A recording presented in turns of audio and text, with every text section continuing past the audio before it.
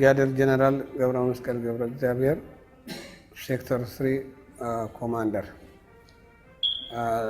የማስተላልፈው መልእክት በአሁን ሰዓት ሁላችን እንደምናውቀው በሶማሊያ በኤስኤንኤ እና በኢትዮጵያ በኦልሞስት በሁሉም አገሮችን እየተካሄደ ያለ አሚሶን ስራ ኤስኤንኤ ከጎናችን በማድረግ ስራዎቻችን እያከናወንን ያለ ነው።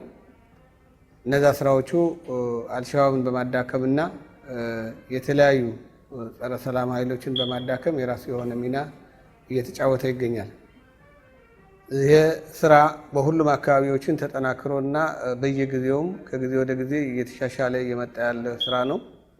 ይሄ ስራ ደግሞ ስኬታማ እንዲሆን ህብረተሰቡ የበኩሉን ድርሻ እንዲጫወት ከመንግስትና ከአሚሶን ኃይሎች በመሆን ኤስኤንኤ ለሚሰራቸው ስራዎችና መንግስት ለሚሰራቸው ስራዎች ከጎናችን ሆኖ እንዲሰራና ምርጫውም ታማኝነት ባለው ሰላማዊ በሆነ መልኩ በተረጋጋ እንዲካሄድ እኛም የበኩላችን ድርሻ እንጫወታለን።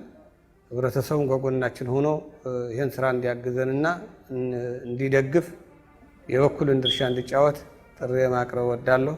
አመሰግናለሁ።